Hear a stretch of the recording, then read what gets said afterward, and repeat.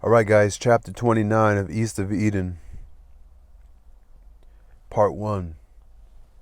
After his first letter to his brother in over 10 years was mailed, Adam became impatient for an answer.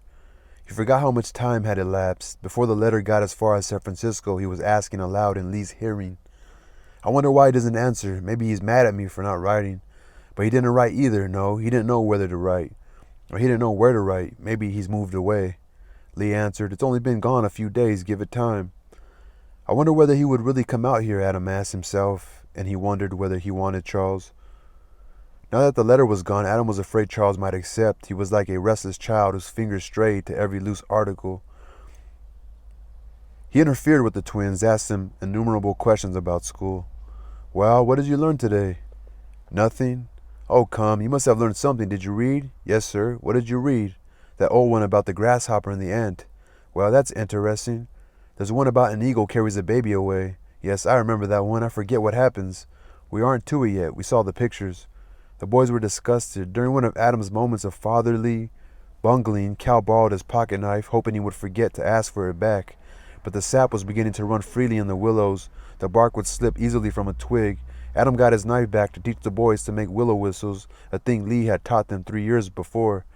To make it worse, Adam had forgotten how to make the cut. He couldn't get a peep out of his whistles. Are you going to teach him? At noon one day, Will Hamilton came roaring and bumping up the road in a new Ford.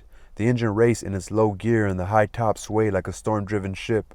The brass radiator and the Presto Light tank on the running board were blinding with brass polish. Will pulled up the brake lever, turned the switch straight down, and sat back in the leather seat. The car backfired several times without ignition because it was overheated. "Here she is," Will called with a false enthusiasm. He hated Fords with a deadly hatred, but they were daily building his fortune. Adam and Lee hung over the exposed sides of the car while Will Hamilton, putting under the burden of his new fat, explained the workings of a mechanism he did not understand himself. Well, remember, he's going to get him a car. It is hard now to imagine the difficulty of learning to start, drive, and maintain an automobile. Not only was the whole process complicated, but one had to start from scratch. Today's children breathe in the theory, habits, and idiosyncrasies of the internal combustion engine in their cradles, but then you started with the blank relief that it would not run at all. And sometimes you were right. Also, to start the engine of a modern car, you do just two things. Turn a key and touch the starter. Everything else is automatic. The process used to be more complicated. It required not only a good memory, a strong arm, and an angelic temper, and a blind hope, but also a certain amount of practice and magic, so that a man about to turn the crank of a Model T might be seen to spit on the ground and whisper a spell. Will Hamilton explained the car and went back and explained it again. His customers were wide-eyed, interested as terriers, cooperative, and did not interrupt, but as he began for the third time, Will saw that he was getting no place. "Tell you what," he said brightly, "you see, this isn't my line. I wanted you to see her and listen to her before I made delivery. Now, I'll go back to town, and tomorrow I'll send out this car with an expert, and I'll tell you more in a few minutes than I could in a week. But I just wanted you to see her." Will had forgotten some of his own instructions. He cranked for a while, and then borrowed a buggy and a horse from Adam and drove to town, but he promised to have a mechanic out the next day. So Will didn't know how to drive it. Will Hamilton, the son of Sam Hamilton.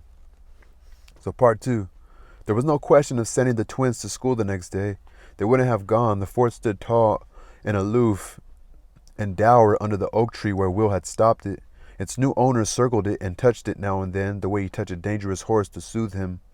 Lee said, "I wonder whether I'll ever get used to it." "Of course you will," Adam said without conviction. "Why, you'll be driving all over the country first thing you know." "All over the county." "I will try to understand it," Lee said, "but drive it I will not." The boys made little dives in and out to touch something and leap away. "What's this doohickey, father?" "Get your hands off that." "But what's it for?" "I don't know, but don't touch it. You don't know what might happen." "Didn't the man tell you?" "I don't remember what he said. Now you boys get away from it, or I'll have to send you to school. Do you hear me, Cal? Don't open that." They had got up and were ready very early in the morning. By 11 o'clock, hysterical nervousness had set in. The mechanic drove up in the buggy in time for the midday meal. He wore box-toed shoes and Dutchess trousers, and his wide square coat came almost to his knees. Beside him in the buggy was a satchel in which were his working clothes and tools. He was 19 and chewed tobacco, and from his 3 months in automobile school he had gained a great though weary contempt for human beings. He spat and threw the lines at Lee. Put this hay burner away, he said. How do you tell which end is the front? And he climbed from his rig as an ambassador comes out of a state train. He sneered at the twins and turned coldly to Adam. I hope I'm in time for dinner, he said. Lee and Adam stared at each other. They had forgotten about the noonday meal. In the house, the Godling grudgingly accepted cheese and bread and cold meat and pie and coffee and a piece of chocolate cake. I'm used to a hot dinner, he said. Fucking mechanic. You better keep those kids away if you want any car left. After a leisurely meal and a short rest on the porch, the mechanic took his satchel into Adam's bedroom. In a few minutes, he emerged dressed in striped overalls and a white cap, which had Ford printed on the front of its crown. Well, he said, done any studying? Studying, Adam asked. Ain't you even read the literature in the book under the seat? I didn't know it was there, said Adam. Oh, Lord, said the young man disgustedly. With the courageous gathering of his moral forces, he moved with decision toward the car. Might as well get started, he said. God knows how long it's going to take if you ain't studied. Adam said, Mr. Hamilton couldn't start it last night. He always tries to start it on the magneto, said the sage. All right, come along. Know the principles of an internal combustion engine? No, said Adam. Oh, Jesus Christ. He lifted the tin flaps. This here is an internal combustion engine, he said. I'm butchering this chapter. Lee said quietly, so young to be so erudite. The boy swung around toward him, scowling. What did you say? He demanded, and he asked Adam, what did the chink say? Lee spread his hands and smiled blandly. Say, valley schmutt, fella, he observed quietly. Maybe go college, valley wise. Just call me Joe, the boy said for no reason at all, and he added, college? What do them fellows know? Can they set a timer, huh? Can they file a point? College? And he spat a brown, disparaging comment on the ground. The twins regarded him with admiration, and Cal collected spit on the back of his tongue to practice. Stupid kids. Adam said Lee was admiring your grasp of the subject. The truculence went out of the boy, and a magnanimity took its place. Just call me Joe, he said. I ought to know it. Went to automobile school in Chicago. That's a real school, not like no college. And he said, my old man says you take a good chink. I mean a good one. Why, he's about as good as anybody. They're honest. But not the bad ones, said Lee. Hell no. Not no high binders nor nothing like that, but good chinks. I hope I may be included in that group. Yeah, that's what he said. You look like a good chink to me. Just call me Joe. Adam was puzzled at the conversation, but the twins weren't. Cal said experimentally to Aaron, just call me Joe, and Aaron moved his lips, trying out, just call me Joe. The mechanic became professional again, but his tone was kinder. An amused friendliness took the place of his former contempt. This here, he said, is a internal combustion engine. They looked down at the ugly lump of iron with a certain awe. Now the boy went on so rapidly that the words ran together in a great song of the new era. Operates through the explosion of gases in an enclosed space. Power of explosion is exerted on piston and through connecting rod and crankshaft through transmission, thence to rear wheels. Got that? They nodded blankly, afraid to stop the flow. They've two kinds, 2-cycle and 4-cycle. This here is 4-cycle. Got that? Again they nodded, the twins looking up into his face with admiration, nodded, or adoration.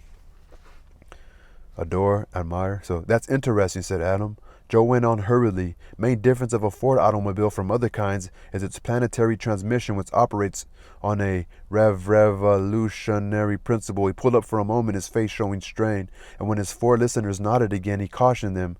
Don't get the idea you know it all. The planetary system is, don't forget, revolutionary. You better study up on it in the book. Now, if you got all that, we'll go on to the operation of the automobile. He said this in bold-faced type capital letters. He was obviously glad to be done with the first part of his lecture, but he was no gladder than his listeners. The strain of concentration was beginning to tell on them, and it was not made any better by the fact that they had not understood one single word. Come around here, said the boy. Now you see that there? That's the ignition key. When you turn that there, you're ready to go ahead. Now you push this doohickey to the left. That puts her on battery. See where it says bat? That means battery. They craned their necks into the car. The twins were standing on the running board. No, wait. I got ahead of myself. First you got to retard the spark and advance the gas, else she'll kick your goddamn arm off. This here, see it? This here's the spark. You push it up, get it? Up, clear up. And this here's the gas. You push her down. Now I'm going to explain it, and then I'm going to do it. I want you to pay attention. You kids get off the car. You're in my light. Get down, goddammit. The boys reluctantly climbed down from the running board. Only their eyes looked over the door. He took a deep breath. Now you ready? Spark retarded. Gas advance. Spark up, gas down. Now switch to battery. Left, remember left.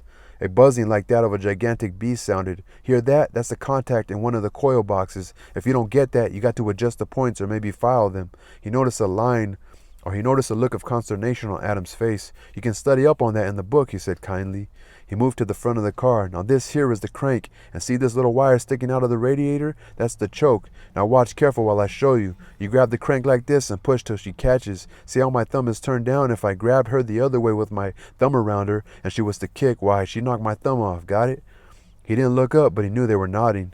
Now, he said, look careful. I push in and bring her up until I got compression, and then, why, I pull out this wire and I bring her around careful to suck gas in. Hear that sucking sound? That's choke, but don't pull her too much or you'll flutter. Now, I let go of the wire and I give her a hell of a spin, and as soon as she catches, I run around and advance the spark and retard the gas, and I reach over and throw the switch quick over to magneto. See where it says mag? And there you are. His listeners were limp. After all this, they had just got the engine started. The boy kept at them. I want you to say after me now so you learn it. Spark up, gas down. They repeated in chorus. Spark up, gas down. Switch to back, switch to back. Crank to compression, thumb down. Crank to compression, thumb down. Easy over, choke out. Easy over, choke out. Spin her, spark down, gas up. Spark down, gas up. Switch to mag, switch to mag. Now we'll go over her again. Just call me Joe. Just call me Joe. Just call you Joe. Not that. Spark up, gas down. A kind of weariness settled on Adam as they went over the litany for the fourth time. The process seemed silly to them. He was relieved when a short time later Will Hamilton drove up in his low sporty red car. The boy looked at the approaching vehicle. That there's got 16 valves, he said in a reverent tone. Special job.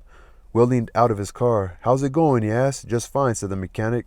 They catch on quick. Look, Roy, I've got to take you in. The new hearse knocked out a bearing. You'll have to work late to get it ready for Mrs. Hawks at 11 tomorrow. Roy snapped to efficient attention. I'll get my clothes, he said, and ran for the house. And as he tore back with his satchel, Cal stood in his way. Hey, Cal said, I thought your name was Joe. How do you mean, Joe? You told us to call you Joe. Mr. Hamilton says you're Roy. Roy laughed and jumped into the roadster. Know why I say call me Joe? No, why? Because my name is Roy. In the midst of his laughter, he stopped and said sternly to Adam, you get that book under the seat and you study up, hear me? I will, said Adam. Dude, fucking chapter. I butchered that shit. I'm fucking tired. That's the end of chapter 29. Peace.